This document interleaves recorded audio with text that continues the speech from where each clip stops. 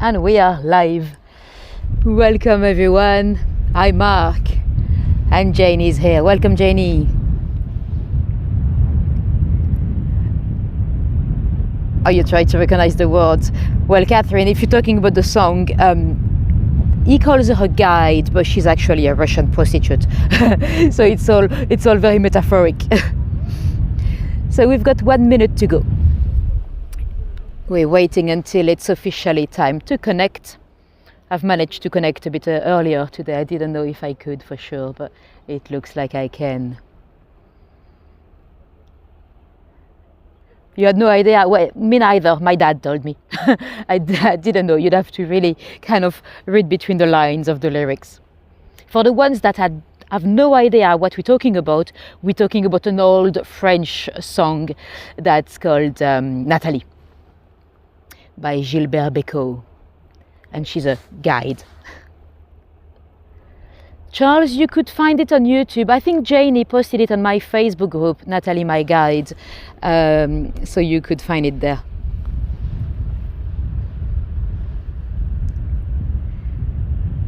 Welcome Rose. And welcome Ilker. And it's officially time to go. So welcome guys, welcome to Saint-Brévin. A bit of housekeeping before we start. You've got the chat, feel free to use it, ask me any questions. If anyone is new to me, welcome, you're very welcome. And if you are completely new to me and you're joining straight from YouTube, I used to stream on a different platform called Heygo, so that's why there's already a few names I recognize in the audience, but you're very welcome. And if you don't follow me yet, you might want to give me a little subscribe if you want to make sure you don't miss out on the fun next time.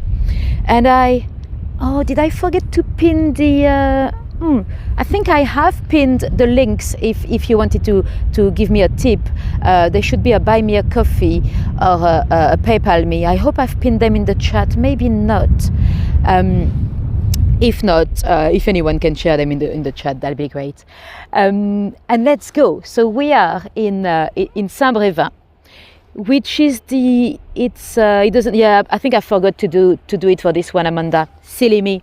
Yeah, so if you're looking for those links, they are in the description. They should be in the tour description anyway.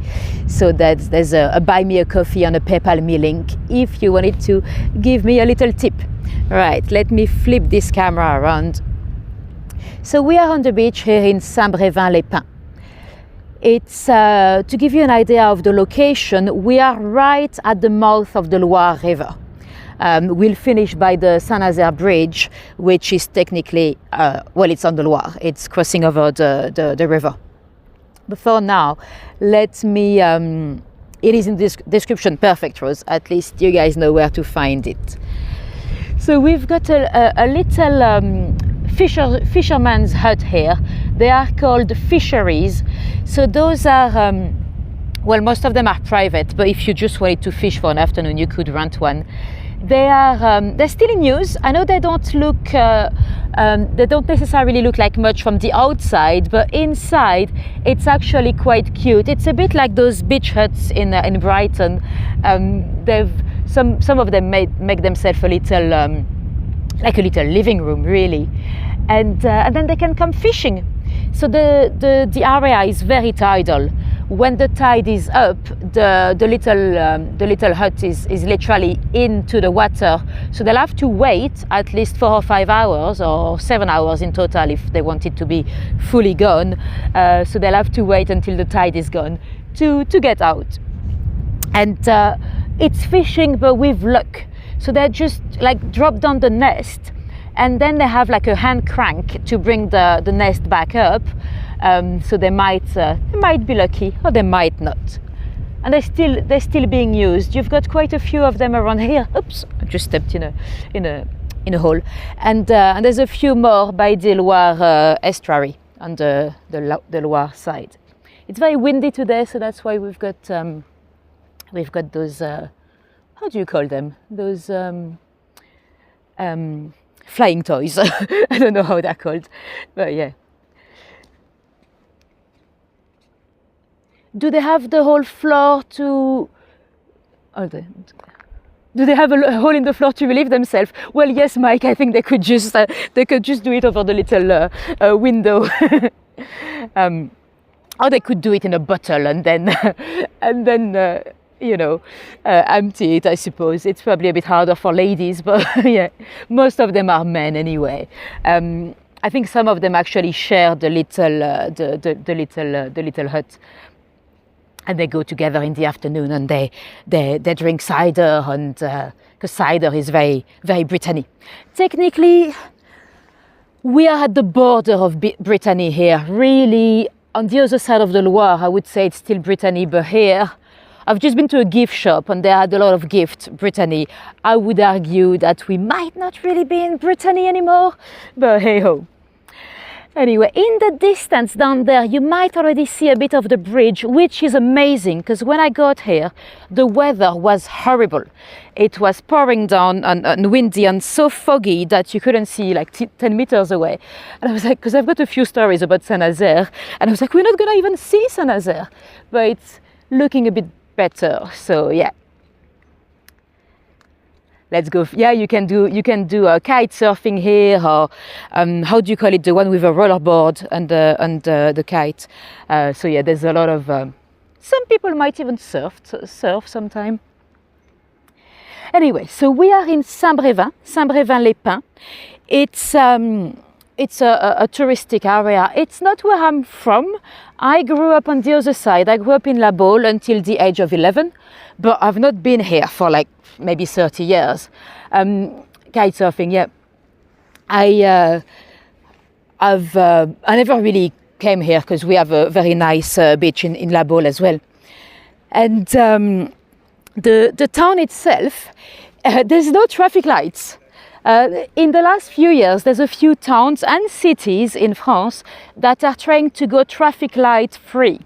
So in every junction, you've got a stop sign, or you've got priority to the right inside, you've got roundabouts, but no traffic lights. So that's quite interesting. Well, it's not a big town anyway, so it is manageable. But yeah.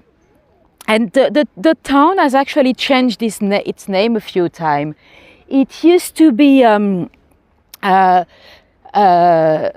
what was it called? It was Union through the Revolution. Then it was St Brévin only, and then it became St Brévin-les-Pins, and it's named after the Archbishop of Canterbury. Actually, in the 9th century, his name was Brynwyn, so that's Brévin in French.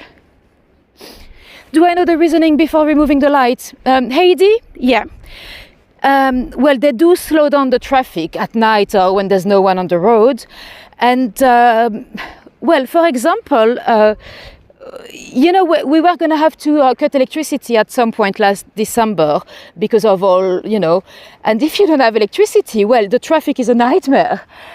So if you don't have any traffic lights, you don't need electricity. And also, if there's no one there, you don't really need to fully stop. So I'm guessing it's potentially also better for the planet in terms of pollution. But in a small town like this, it's easy.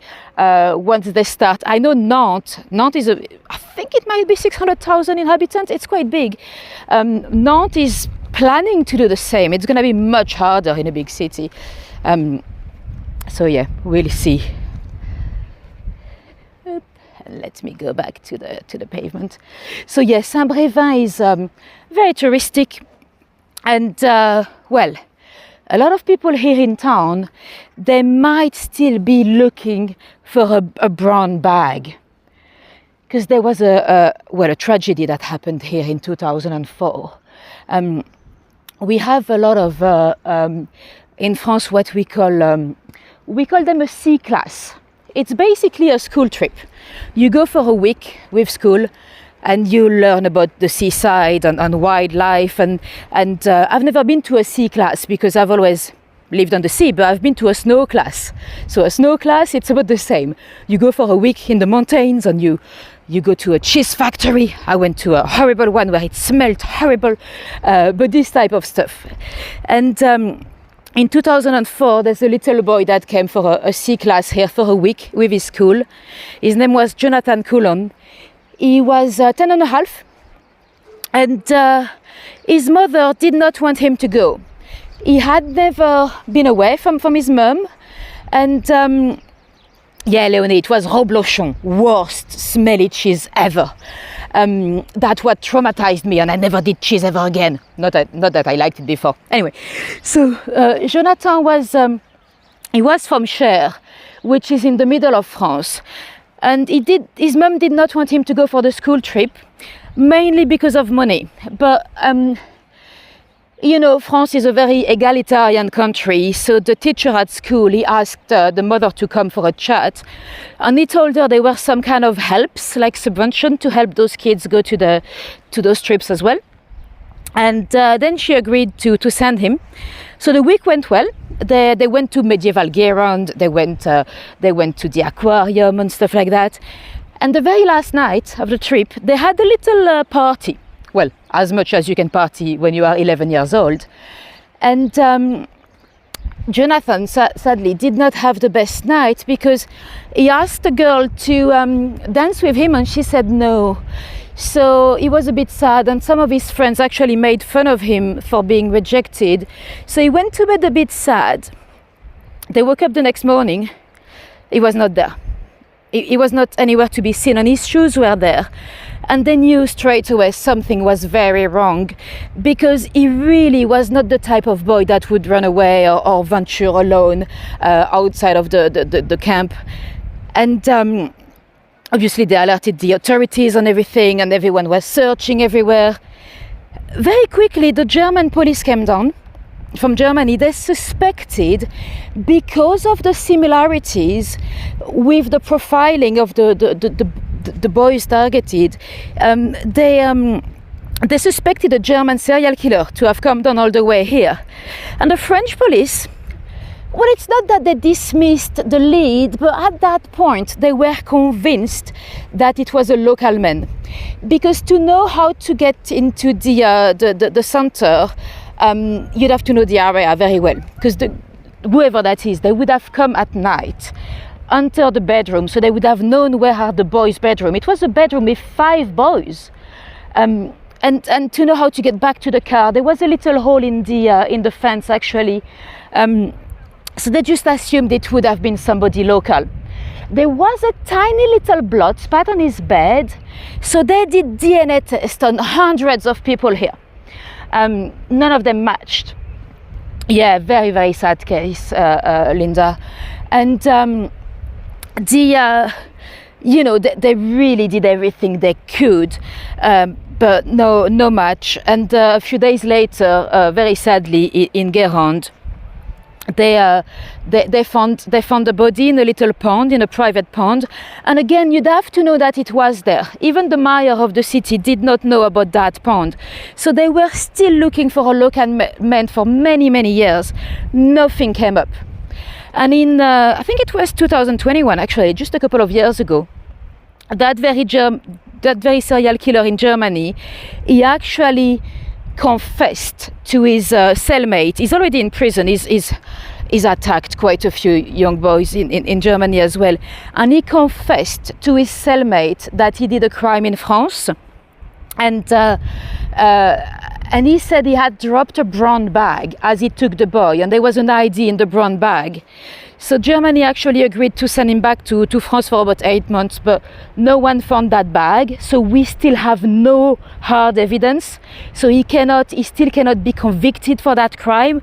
Everyone is pretty sure it is him, because he used to work with kids and he's done pretty much the same, the same system back in Germany. He used to go to those kids centers, and it's incredibly sad. And very sadly, I think everyone in St Brévin would remember that case, and also it's not great for the town in general, you know. And anyway, let's move on to a little bit to something a little bit more. Well, I was going to say more uplifting, not really. Straight ahead across the Loire, this is Saint-Nazaire. Some of you might have heard of Saint-Nazaire. It's it's mainly known, I suppose, abroad. It's mainly known because of the Saint-Nazaire raid. That was one of the most audacious raids of the Second World War. Saint-Nazaire was probably the most destroyed town in one of the most destroyed towns in France because of its importance. It's a shipyard. My granddad actually worked at the shipyard, and when the Nazis took over northern France, they realized how important was Saint-Nazaire, because it's obviously overlooking the entrance to the Loire, so anyone coming in could be stopped. And also because they had those massive naval ships. And you know, if you have a very large naval ship, the Germans had one called the Trapeze. And it was so big that there was only very few docks in Europe in which they could go, and the only dock on the Atlantic side of the country was actually here in Saint-Nazaire. There's the Normandy dock, which is massive because it was built as a dry dock to fix the Normandy. It's a French ship, and because Churchill was a little worried. Let's go in so you can see those little villas for a while. We'll get back on the seaside. Churchill wanted that trapeze boat to stay up north, but not to go and fight in the Atlantic. So to make sure he didn't go in the Atlantic, he decided to find a way to destroy Saint-Nazaire dock. Then Hitler was not going to be able to send the trapeze into the Atlantic Sea, because he would have absolutely, the Atlantic Ocean I should say, because he would not have a spot where he could fix it if anything was to happen, because those warships, you know, they need to be fixed very often. So Lord Louis Mountbatten is the uncle of our late Prince Philip. He came up with a plan of getting some commando officers. They were military as well, but they were military hired for their intelligence, really. Those guys were not only highly trained soldiers, but very sharp. And Churchill was in on the idea. They decided to send those men on basically a floating bomb. They decided to take a British ship, a submarine, but to change it so it looked like a German ship, and to send it with a German flag into the port of Saint-Nazaire to then explode the ship, to destroy the dock. It was a crazy plan. And those 600 men, they knew very well how risky it might be. And they wanted to do it anyway. Actually, just before the departure, they were asked, do you want to change your mind? Do you want to stay home? None of them did. They said their military thing would be cleaned. None of them did. And so the day of the attack, they came with, they had also decided to have some aircraft bombing over the dock as well at the same time, but those aircraft had been told not to drop a bomb if the sky was not clear. Because at the time, you know, those bombs, they were not very precise. It was really hard to target exactly the dock. But they were not instructed what to do if the weather was not clear. So they just flew over the area, which kind of alerted the German. And the British ship came in with its German flag, and we had like 6 stations where the German could shoot from to destroy the ships coming in. But obviously the Nazis were confused because their flag was on the boat, and the boat did look like a German flag. So they were confused for a few minutes, and they addressed the ship with, you know, radio signal. And the British were actually using the German codes that they had gathered by, you know, intelligence. So the Germans were confused for a few minutes, and then they didn't actually shoot straight away. Eventually they did, though. But the British ship managed to go into the dock, destroy the gate, and the bomb was meant to explode a bit later, so that the soldiers would have time to escape. So that's what they did. but the bomb actually exploded 5 hours later. So that was many more hours than planned.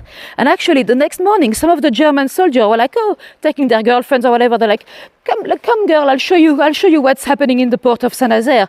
And then boom, massive explosion. So they actually managed. They actually destroyed the dock, which was a great victory, of course, for Churchill. And also that kind of boosted everyone's morale, because at that point in 1942 the war was not going great, and also to convince the American to follow and join the Brits. It kind of proved that the Brits were bold and they were going to make it. And but very sadly, many died. Out of the 600, 200 came home. About 169 were actually killed. They are buried in La Baule. That's where I used to live. I've been to visit them yesterday in the British cemetery. And the other 200 and something were taken prisoners. So a lot of them sent to Germany.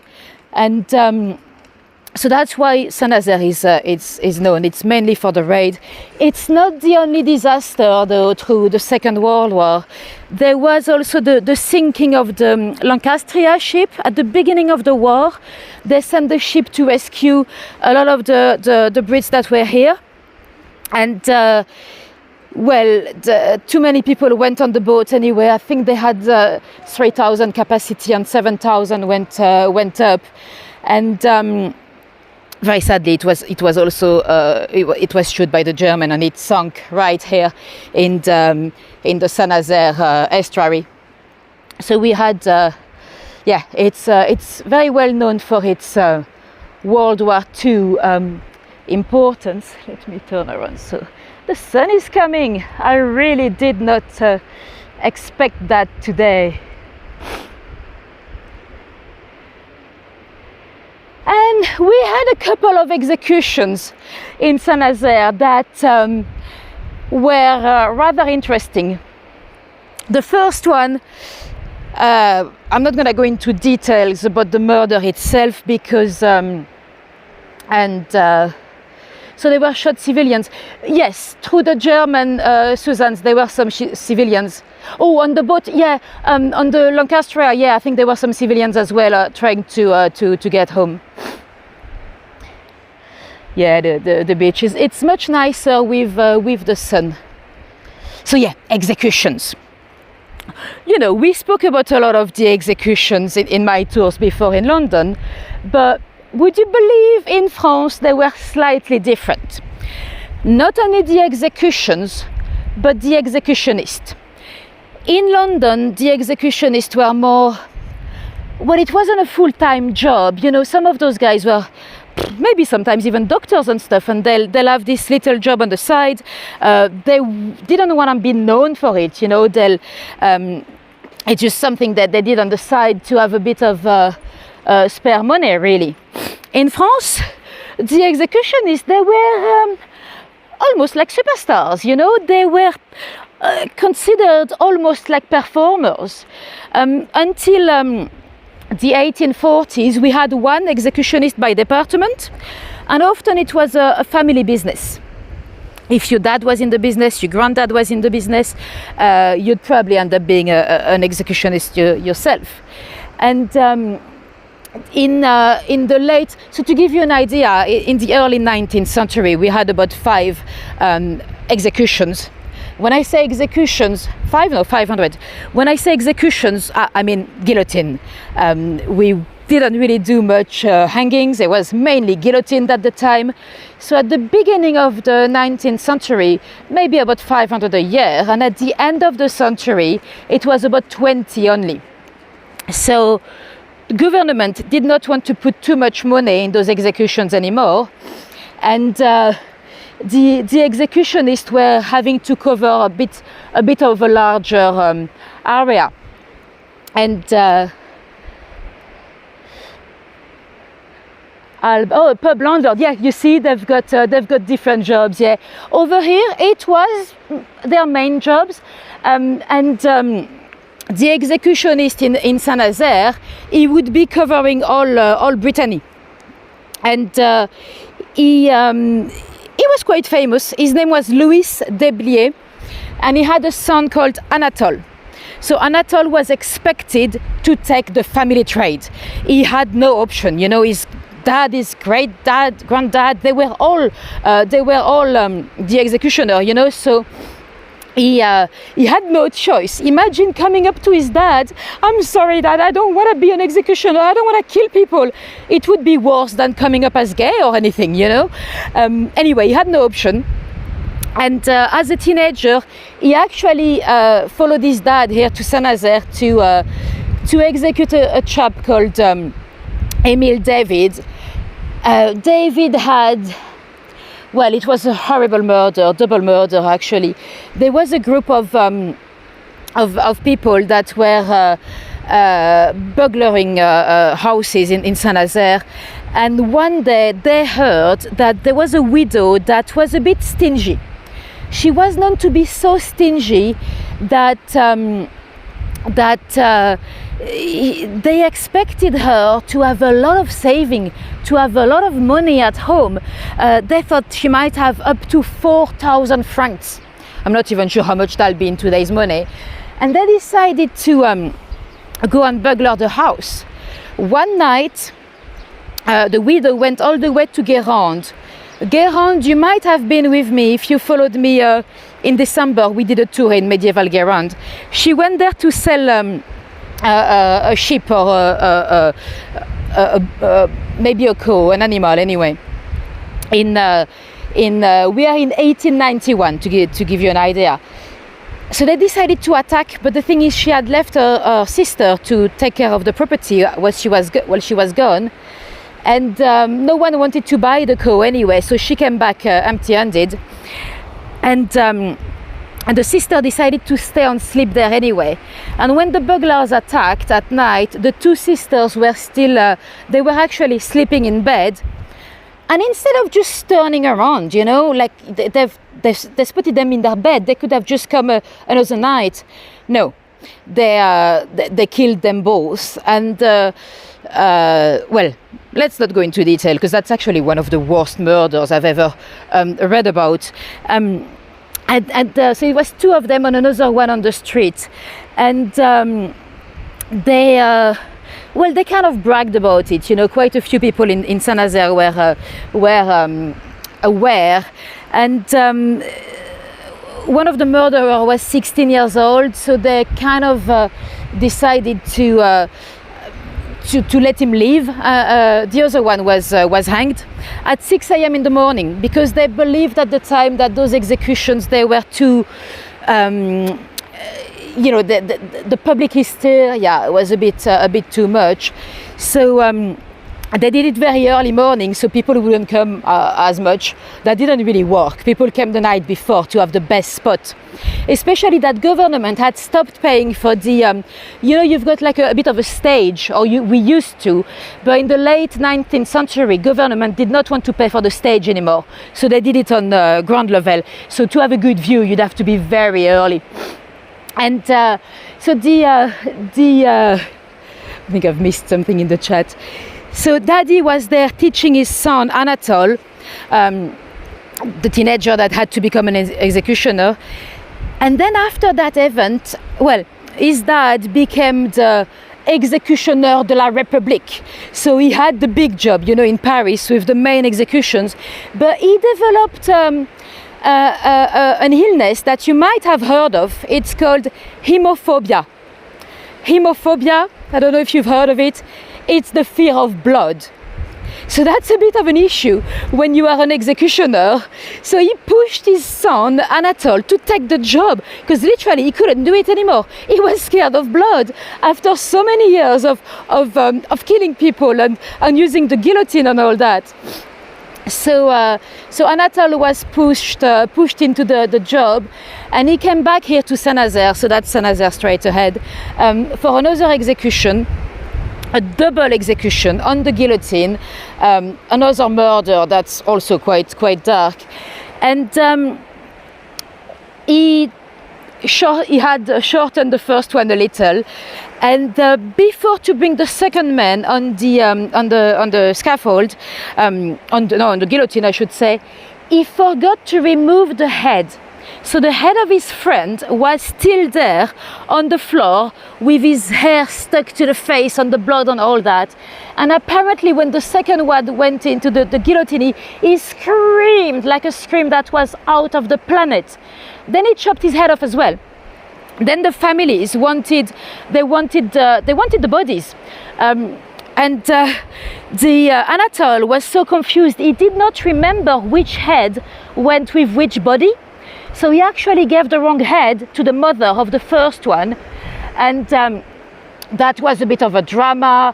At the time, people started to be against, guillotine. So Anatole actually had to change his job, and instead of being an executioner, he went into selling champagne. So that's a good career change. He started to sell champagne for a few years, and would you believe, a few years later, he went back to the executions.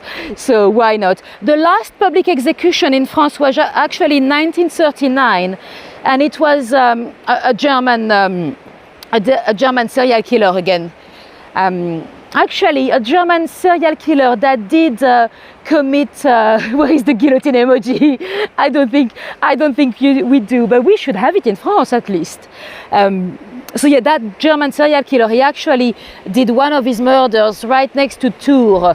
That's where we were the other day in my tour on Monday.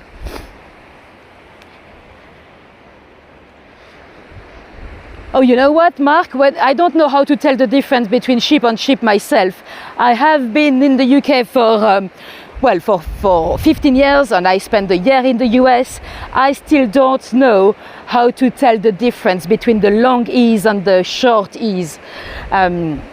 So yeah, that includes sheep and sheep. You had a boss that kept a mini guillotine on his desk. Wow. Well, I used to work with a guillotine myself at the London Bridge Experience. It's a dark attraction next to the London Bridge. We had some kind of a stall there to make a bit of a show on the street to attract people and get customers in the attraction. And we had a fake guillotine. So we would get people from the street, put them on the guillotine, drop the knife, but actually it was magic. It did not cut down people's head. I don't know why we had this, because technically we've never had any guillotine in the UK, but we used it to promote the attraction. So that was part of my job, to find the victims and not retain people in the queue, because it was a very busy attraction with people queuing. Anyway, this is the Loire now. You can see there's a boat going down the estuary there. So the Loire River is it's the largest in France.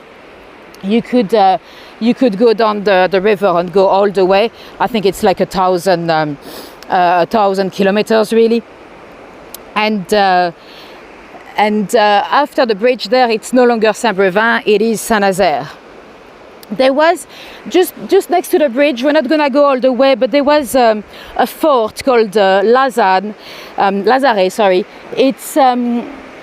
It was some kind of a center to keep people that were suspected of potentially having some diseases. So like an early quarantine center. Today it's no longer the case. Today it's a center for people with disability. But yeah, anyone that came on a ship with sailors or soldiers, anyone that might bring a disease, they'll have to spend 40 days in there just to make sure that they were not contaminating all of us.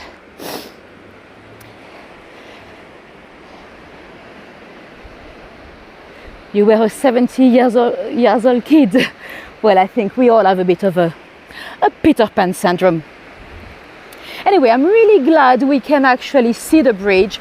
So to give you an idea, the bridge is nearly 2 miles. It is 2.3 kilometers. It dates back to 1975. There used to be you used to have to pay to get on the bridge back in the days. 80s here, and you're still a kid. Good. And yeah, it can be. I've never actually walked the bridge. I suppose you could, but it could be a bit scary. And as we go down, we'll see an amazing piece of art. It's called the Ocean Serpent. So that's why I called the tour. What did I call the tour? I don't even remember. Oh, Ocean Serpent and Miscreant. Can you pay with the severed head? I wouldn't think so, Charles I, but you're welcome to try. Well, it's free now, so I'm afraid it's not gonna work, but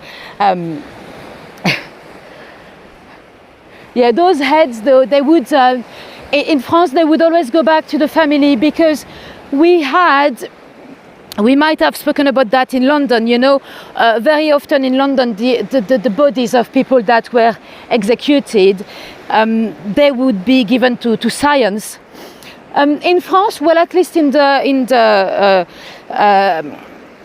18th and 19th century, we had quite a few bodies already going to science, because all the bodies of the homelesses or people dying in prison, people that were not claimed or that were not able to pay for their funerals, they would be given to science anyway.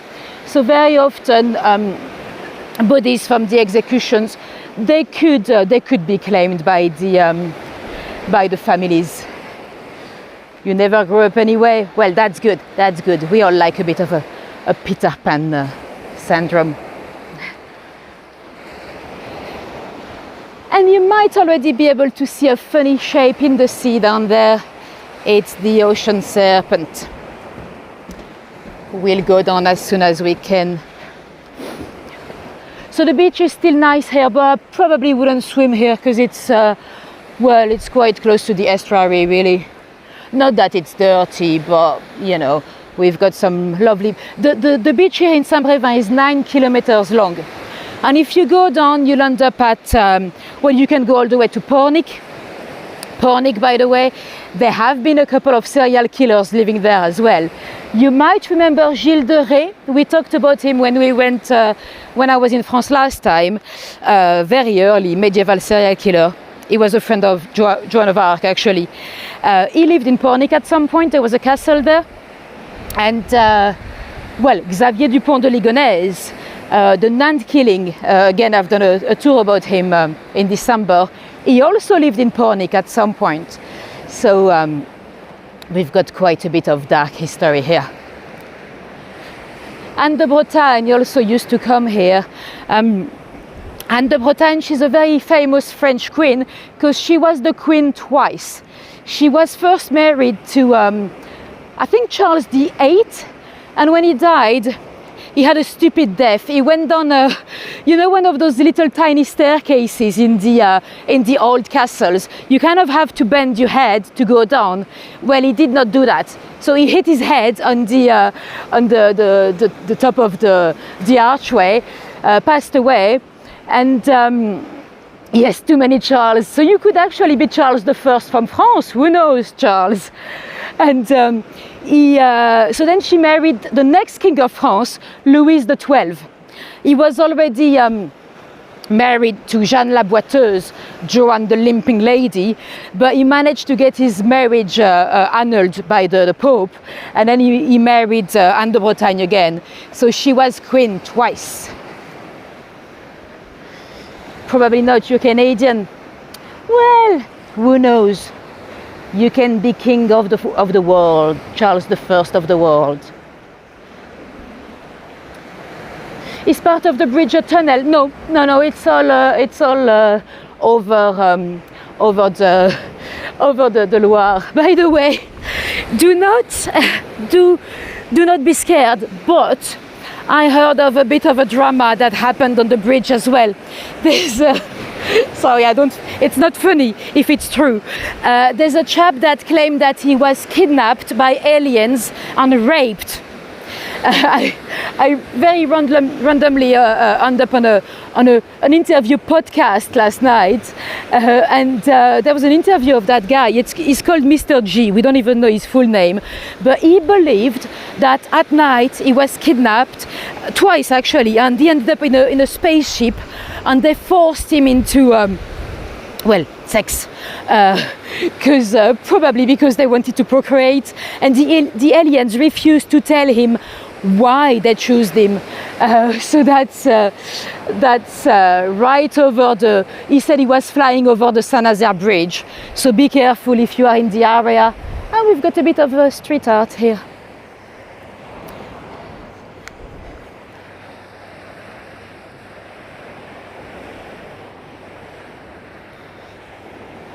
Those aliens are rotters, yeah.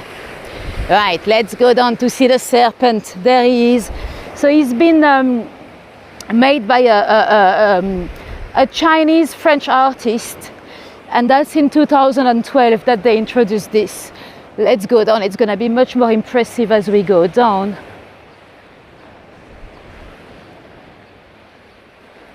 They stole our underwear. Oh, you know what, Mark? Talking about underwear, in 1828, there's a magistrate from Pimboeuf. Pimboeuf is a town just a few kilometers down the Loire, and he came here to St Brévin, and he was a bit shocked because some people were fishing and swimming naked. I don't really imagine people of the 19th century doing that, but apparently they did. So he pushed a local bylaw that if you want to enjoy the seaside here in Saint Brévin, you do have to wear a swimwear or pants or something. Oh, thank you, Grace. Let me show you the ocean serpent. Up. There we go. Up. I don't know if it's more impressive at low tide or high tide. I think it's better at low tide because we can actually go underneath. There's a place in France where hold on. Oh. Well, I mean, we do have a few nudist beaches here as well, but I think you'd have to go a bit further up to La Torbal, so that's maybe 40 minutes away. So the artist here, is called Wang Shangpins. He sadly died a few years ago, 2019, I think it was. And let me show you the serpent's head. So it looks almost like a Jurassic remain or something, but no, it is art. And it is very immersive, literally, because immersive, mer is sea in French. So immersive, it goes in, under the sea, really. Obviously a hotspot for alien abductions. Yes, I suspect that could actually be because of the serpent that the gentleman had some imagination. Well, I shouldn't judge. I mean, it might be absolutely true. Who knows? He might have met them. Apparently, they had some funny eyes. They were grey, and they were dressed all in white. So this is the ocean serpent. You're not afraid of this art? Good, good, good.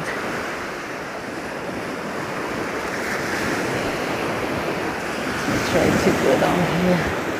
Isn't that great? A dragon skeleton from Game of Thrones. Yes, that's the style. And when the tide is high, it's literally just his head coming out. Let's try to go into his mouth. Woohoo.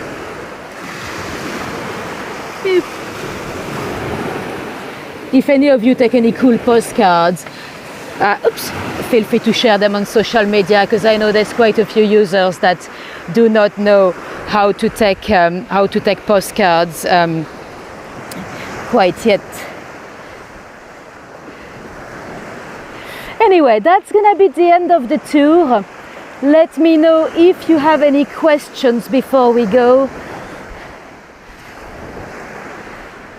Yeah, it's a bit scary, but I suppose it kind of wakes up your imagination, so it can be scary stuff or nice stuff, but yeah. Oh, you've taken loads. Good, Janie. Cool. Let me show you my face again. And thank you very much for coming today. If you're new to me, make sure you give me a little subscribe on YouTube. This way you'll see my tours on your homepage whenever you connect. Well, you might, depending on the algorithm. And anyone that was able to leave a tip, or anyone that will, thank you very much in advance, because I'll see them in my email, so I cannot really thank you live like we used to do. Said, I don't think there's any story behind it. It's the imagination of the artist, and apparently the European Union paid for part of it, which is interesting. Where are we going next, Ginny? In terms of road trip, well, I'm going away in June again, but I'm not gonna do any lives because my friend doesn't want to.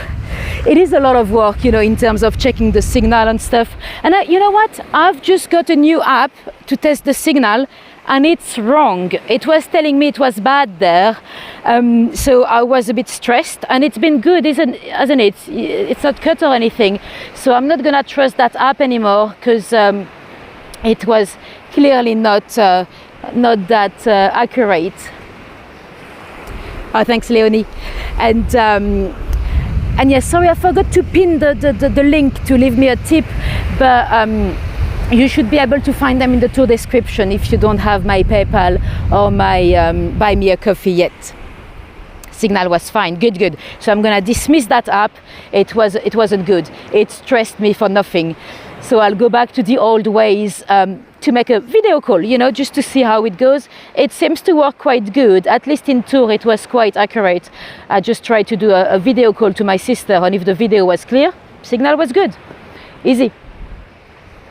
Anyway, I don't see any more questions, so I'm gonna get going. That was my last tour in France, but I'll see you on Monday night in London.